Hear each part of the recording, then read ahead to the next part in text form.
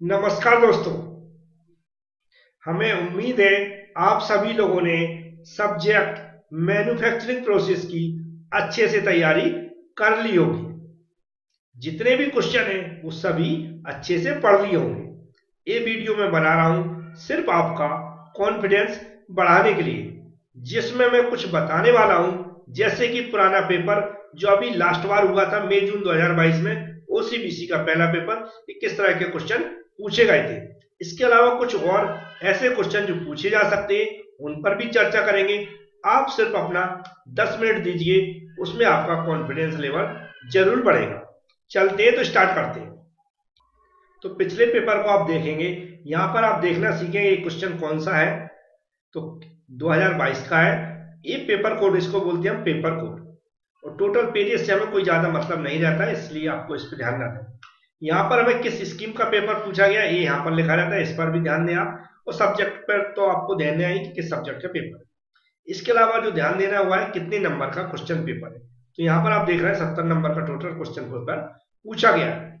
इसके अलावा ये नोट जहां लिखा है ये तो आपको पढ़ना ही है ध्यान से।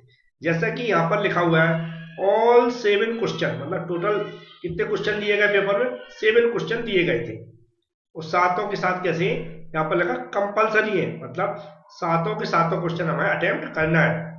अब आगे लिखा इंटरनल चॉइस। इंटरनल चॉइस के का मतलब होता है जैसे कि एक क्वेश्चन होगा तो उसमें ए बी करके और करके क्वेश्चन दिए रहेंगे, या तो आप इसको सॉल्व कर लो या फिर इसको सॉल्व कर लो।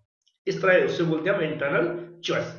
और नीचे एक सेकंड नंबर पर जो लिखा रहता है, इसमें लिखा रहता है कि अगर क्वेश्चन में कोई डाउट है तो आपको जो इंग्लिश वाला वर्जन है उसको मानना होगा, वही फाइनल माना जाएगा। हिंदी वाले वर्जन को फाइनल नहीं माना जाता, ऐसा यहाँ नोट करके लिख देते हैं। अब चलते हैं सीधा क्वेश्चन देखते हैं पहला कि किस तरह का क्वेश्चन पूछा गया था। जैसे कि यहाँ पर देख रहे हैं फर्स्ट क्वेश्चन। फर्स्ट क्वेश्चन में क्या 10 नंबर का सीधा क्वेश्चन पूछा गया और यहाँ पर लिखा रहता है, ये लिखा और, जिसका मतलब क्या होता है कि या तो आप इसको सॉल्व कर लें या फिर कोई इसको सॉल्व, दोनों में से कोई एक सॉल्व कर सकते हैं। ऐसा नहीं कि आप दोनों ही सॉल्व कर दें। तो इतना आप याद रखें, जी और या अथवा का मतलब होता है इनमें से कोई एक।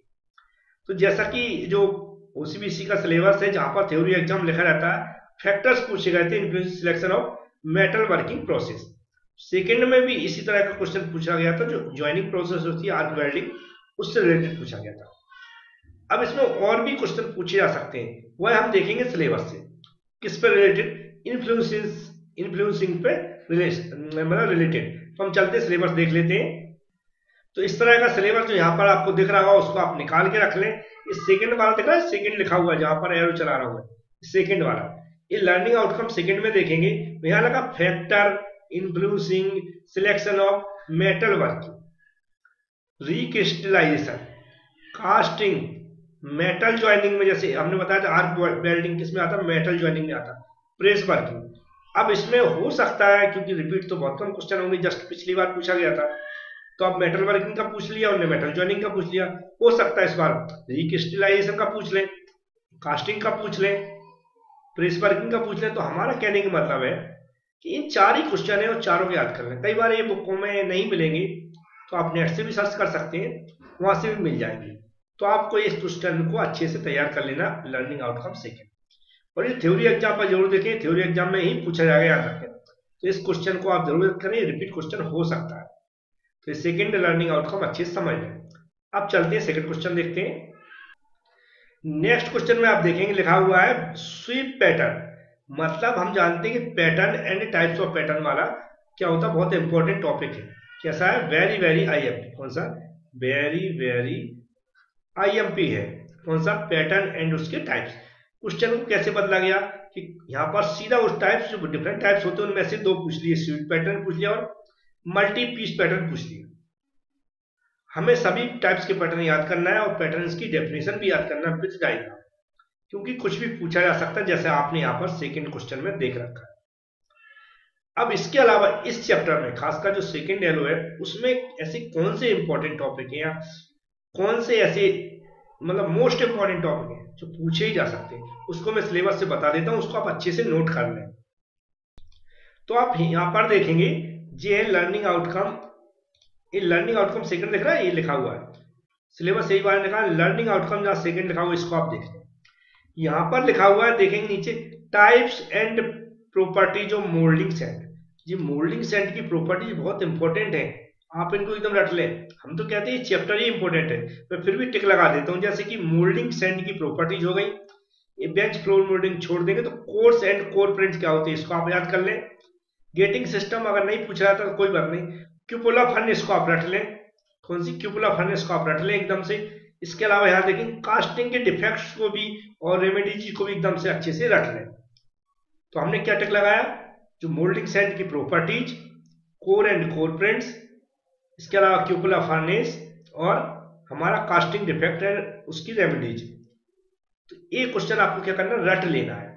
इसके अलावा जो हमारा लर्निंग आउटकम 3 है, देख रहे हैं लर्निंग आउटकम 3 दिख रहा होगा आपको। लर्निंग आउटकम 3 में एक जो डिफरेंट टाइप्स की कास्टिंग लिखी है, सभी को आपको याद करना है, सभी टाइप्स की रट मारना है।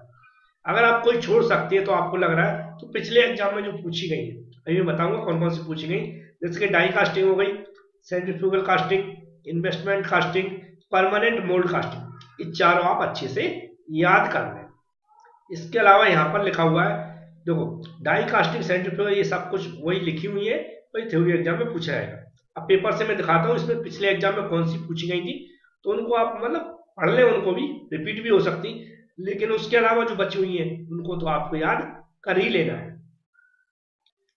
अब ये एक और मोस्ट इंपॉर्टेंट क्वेश्चन है, यहाँ क्या लगा? अलाउंसेस। अलाउंसेस, अब क्या होता है आईएमपी? अब आईएमपी ये क्वेश्चन नहीं है जो लिखा है, अलाउंसेस जो इतना लिखा है, अलाउंसेस क्या होता है, कितने टाइप्स के अलाउंसेस होते हैं, इसको आपको रख लेना। क्वेश्चन को बदला गया, उसने क्या किया, जो डिफरेंट टाइप्स के अलाउंसेस होते हैं उसमें डिस्टोर्शन टाइप्स का अलाउंसेस और रैपिंग टाइप्स का अलाउंसेस पूछ लिया, तो आप इसको रट लें, allowances and types of allowances. जैसे मैं बता चुका हूँ टाइप्स जो डिफेक्ट्स, देखो इस बार पूछा गया था, पिछली बार इन्वेस्टमेंट और कास्टिंग भी पूछी जा चुकी है और सेंट्रीफ्यूगल कास्टिंग भी पूछी जा चुकी है। अब ऐसा हो सकता है कई बार क्या होता है, ज्यादा क्वेश्चन याद नहीं हो रहा है तो उतने ही याद क्वेश्चन याद करना है, सिलेबस लें, जो पूछे जा चुके हैं उनको स्किप कर दें, जो बचे हुए टॉपिक उनको आप याद कर लें। अब इस तरह नेक्स्ट क्वेश्चन उसको देखते हैं। यहाँ लिखा ड्राइंग प्रोसेस, कौन सी? ड्राइंग प्रोसेस के बारे में समझाने के लिए बोल रहा है, हॉट वर्किंग के एडवांटेज बोल रहा है, हॉट रोलिंग के डिटेल्स बोल रहा है और फोर्जिंग प्रोसेस। इसको हम सिलेबस में देखेंगे, कोल्ड वर्किंग भी हो गई, तो इसको देखेंगे सिलेबस में कहां पर है और आपको कौन कौन से स्किप कर सकते हैं जो यहाँ पर पूछा गया। इसके अलावा जो वहां बचे वो कौन कौन से टॉपिक बचे हुए, तो यहाँ पर आप सिलेबस में निकालेंगे। यहाँ पर दिख रहा है क्या लिखा हुआ है, जो लर्निंग आउटकम से describe rolling, wire drawing, extrusion और फोर्जिंग प्रोसेस, ये 4 टाइप की प्रोसेस लिखी हुई है। चारों में से अगर आपको लग रहा है कि बहुत कम क्वेश्चन आप याद कर सकते हैं, आपके पास समय नहीं है, तो वो स्किप करते हैं जो मैंने अभी बता चुके पेपर में पूछी आ चुकी जस्ट पिछले पेपर में, और जो बची हुई वो तो आपको रट लेना है, याद रट ही लेना है। आपने अच्छी तैयारी कर ली, इसके बाद भी जो बची हुई प्रोसेस है वो आपको याद कर लेना। याद करने का आपको डिटेल्स में याद करने यहाँ लिखा टाइप्स, ऑपरेशन, जो rolling process, wire drawing process, extrusion process, forging process. इस पर मैं वीडियो बना चुका हूँ, मैं डिस्क्रिप्शन बॉक्स में लिंक भी दे दूंगा सभी सब्जेक्टों की, तो उसकी आप प्लेलिस्ट से जाके सारे वीडियो देख सकते हैं। तो ये सारे समझ में आ गया कि कौन कैसे हमें देख के अभी तैयारी करना है जो बचे हुए समय। ऐसे प्रेस वर्किंग देखो यहाँ पर लिखा हुआ है, तो हमें क्या ये हो गई। इसके बाद जो टाइप्स, ये भी बहुत सिंपल क्वेश्चन है यहाँ पर लिखे हुए, देखो rolling mill, types of rolling mill, die material, material पर क्वेश्चन कम पूछा जाएगा लेकिन टाइप्स ऑफ रोलिंग मिल पे पूछा जा सकता है, वायर ड्राइंग पे पूछा जा सकता है, एक्सट्रूजन फोर्जिंग प्रोसेस से मैं बता चुका हूँ ऊपर ही, वही आप याद कर लें, उसी को लिख दें। तो ये क्वेश्चन भी मतलब ये दोनों क्वेश्चन एक साथ, जो रोलिंग प्रोसेस पढ़ेंगे और टाइप्स ऑफ रोलिंग, एक ही चैप्टर से कवर हो जाएंगे आपकी, जो भी आपके पास पढ़ने का मटेरियल। कुछ ना मिले तो हमारी डिस्क्रिप्शन बॉक्स में लिंक दी गई है मैन्युफैक्चरिंग प्रोसेस की, वो सारे क्वेश्चन आप रख लें, मैक्सिमम पेपर आपका फंस जाएगा। इसके बाद देखते फिर से चलते कौन कौन से क्वेश्चन और पूछे गए थे। जैसे मैंने रोलिंग मिल के जो एलिमेंट्स होते हैं ये भी मैं पढ़ाए हुए हैं, और देखें ड्रॉइंग एंड बेंडिंग, और नीचे लिखा नोचिंग एंड ट्रिमिंग।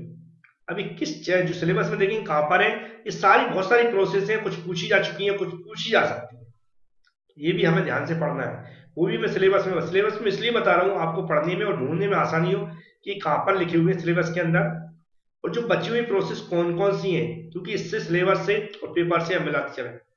हमारा जो टेलीग्राम लिंक है वो मैं डिस्क्रिप्शन बॉक्स में दूंगा, और टेलीग्राम पर आप क्या करेंगे, आज ही जो भी आपका मैन्युफैक्चरिंग प्रोसेस का पेपर है, वो थर्मल इंजीनियरिंग का पेपर है, ये 2 कम से कम सेंड कर देंगे। नेक्स्ट पेपर आएगा उससे पहले ही आपके और 2 बचे हुए पेपर है, उनको भी मैं एक्सप्लेन कर दूंगा। तो टेलीग्राम लिंक पे आप ज्वाइन कर लें टेलीग्राम को, वहां पर पेपर मिल जाएगा। अब चलते हैं, देखते हैं सिलेबस के थ्रू।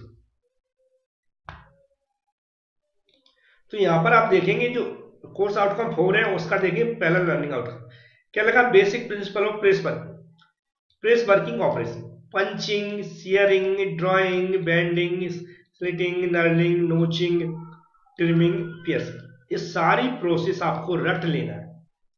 अगर आपको लग रहा है बहुत ज्यादा हमारे लिए याद करने के लिए मटेरियल हो रहा है, तो मैंने बताया वही स्किप करें जो जस्ट जो मैं पेपर बता रहा हूं उसमें पूछा जा चुका है।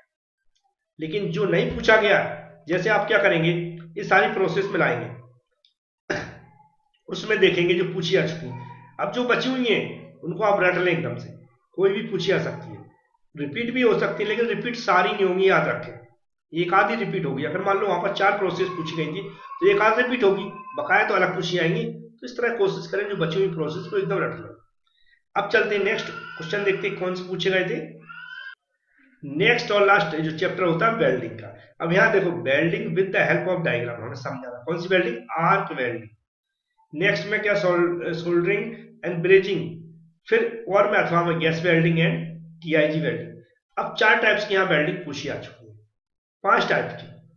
अब हम देखेंगे उस सिलेबस में कि कौन कौन सी टाइप्स की वेल्डिंग है और कौन कौन सी और पूछ सकता है, इसमें से कौन सी रिपीट हो सकती है। तो याद रखें, टीआईजी यहां पर पूछ गए, हो सकता है अगली बार एमआईजी पूछी है, तो एमआईजी तो हमें रखना ही पड़ेगा। अब गैस वेल्डिंग, आर्क वेल्डिंग में हो सकता है कोई एक वेल्डिंग रिपीट हो जाए, समझ रहे हैं? गैस वेल्डिंग, आर्क वेल्डिंग, कोई एक वेल्डिंग रिपीट हो जाए, तो इसमें कुछ रिपीट भी हो सकती है, लेकिन जो बची हुई है उनको तो हमें रखना ही है। तो सिलेबस से देख लेते हैं कौन कौन सी बची हुई है। तो सिलेबस सभी के पास होगा, लास्ट में आप देखेंगे जो लर्निंग आउटकम है, इसमें वेल्डिंग तो जहां पर लिखा हुआ वहां पर देख लें। अब नॉर्मल वेल्डेबिलिटी, ये वर्ड कई बार पूछा जाता है, डिफाइन करने के लिए आता है। रेजिस्टेंस वेल्डिंग आप जरूर याद कर लें, ये भी कई बार नॉर्मल पूछ ली जाती है। इसमें डिफरेंट टाइप्स की रेजिस्टेंस वेल्डिंग है, ये भी हमने अपनी तरह से पढ़ाया हुआ है, उसको देखें समझ में तो आ जाएगा क्या होती है। गैस वेल्डिंग पूछी आ चुकी, आर्क वेल्डिंग पूछी आ चुकी, इन वेल्डिंग में कोई भी रिपीट हो सकती है। अब यार टीआईजी एमआईजी में टीआईजी पूछी भाई है तो एमआईजी हो सकता है पूछ ले, लेकिन ऐसा नहीं कि टीआईजी आप बिल्कुल पढ़ के जाए, उसको भी पढ़ के जाए, ठीक है। इसके अलावा ब्रेजिंग पूछी, सोल्डरिंग पूछी, बेसिक प्रिंसिपल, इतनी जो यहाँ पर लिखी है, कहने का मतलब हमारे जो भी हमने दिखा रहा हूँ वेल्डिंग, इसमें से कुछ स्किप कर सकते हैं, लेकिन जो रेजिस्टेंस वेल्डिंग है बहुत सिंपल डेफिनेशन डबल डायग्राम हमने प्ले लिस्ट मैन्युफैक्चरिंग की है, उसमें देख ले समझाई हुई है। एक दिन में भी आप तैयारी कर सकते हैं, चाहे तो जो भी टॉपिक छूट गए, मतलब कुछ तो आप तैयारी करके बैठे होंगे, लेकिन कुछ छूट रहा होगा तो। जैसे कार्बन आर्क वेल्डिंग के नाम से क्वेश्चन नहीं पूछा था, इलेक्ट्रिक आर्क वेल्डिंग के नाम से क्वेश्चन पूछा जाता, या आर्क वेल्डिंग के नाम से क्वेश्चन पूछा जाता। टीआईजी एमआईजी फिर से आपको रख लेना ही है। सब मर्ज आर्क वेल्डिंग के वैसे नहीं पूछा जाएगा, लेकिन फिर भी पूछ ले तो नॉर्मल याद करने में क्या दिक्कत है। प्लाज्मा आर्क वेल्डिंग ये सब नहीं पूछे आएंगे, तो हमने बता दिया कि आपको तैयारी करने का तरीका क्या हुआ, जो हम पेपर बता चुके उसको इससे मिलाएं, जो वेल्डिंग पूछी आ चुकी उसके अपोजिट में कौन सी वेल्डिंग है उसी तरह की, उनको आप याद कर लें। उनमें से भी एक आध रिपीट हो सकती है, मैं बता रहा हूं। तो ये पेपर था, जो क्वेश्चन पूरे हो चुके कंप्लीट आप देख चुके हैं। उस सिलेबस में भी जो जहां से पूछे गए क्वेश्चन, उनमें से फिर से क्या रिपीट हो सकता है वही भी मैंने बता दिया। टाइप्स ऑफ फ्लेम भी याद कर लें, याद रखें गैस वेल्डिंग के अंदर जो डिफरेंट टाइप्स के फ्लेम होते हैं, कौन से डिफरेंट टाइप्स के फ्लेम होते हैं वो भी याद कर। न्यूट्रल फ्लेम, कार्बोनाइजिंग, ऑक्सीडाइजिंग ये फ्लेम होते हैं, इनको भी आप याद कर लें। तो कहने का मतलब है आपका सिलेबस अच्छे से कवर हो जाएगा। वेल्डिंग डिफेक्ट्स, जैसे यहां पर लिखा ना वेल्डिंग डिफेक्ट्स, ये डिफेक्ट्स पूछे जाते नॉर्मल, तो वेल्डिंग डिफेक्ट्स भी आपको याद करना है। इलेक्ट्रोड के ऊपर क्वेश्चन नहीं पूछा जाएगा, लेकिन वेल्डिंग डिफेक्ट्स के ऊपर क्वेश्चन पूछा जा सकता है। तो इस तरह के क्वेश्चन कुछ याद करके जाए, अच्छे से तैयारी करके जाए, उम्मीद है आपका अच्छा पेपर जाएगा। थर्मल इंजीनियरिंग का पेपर मैं एनालिसिस कर चुका हूं और मैंने न्यूमेरिकल भी डाल चुके हैं। देखा आप, थर्मल इंजीनियरिंग न्यूमेरिकल के नाम से एक प्लेलिस्ट बनाई है मैंने, उसमें आपके बेसिक कंसेप्ट और फर्स्ट लॉ ऑफ थर्मोडायनेमिक्स की न्यूमेरिकल में डाल चुका हूं, आप देख लें। सेकंड लॉ के वैसे प्लेलिस्ट में सब कुछ डले हुए हैं। थर्मल इंजीनियरिंग की जो कंप्लीट प्लेलिस्ट है डिस्क्रिप्शन बॉक्स में लिंक दूंगा। फिर भी मैं कुछ और हो सकता है पेपर जब मैन्युफैक्चरिंग का प्रोसेस जो मैन्युफैक्चरिंग प्रोसेस का जब पेपर हो जाएगा उसके बाद में कुछ न्यूमेरिकल वर्क करा दूंगा। Thank you friends.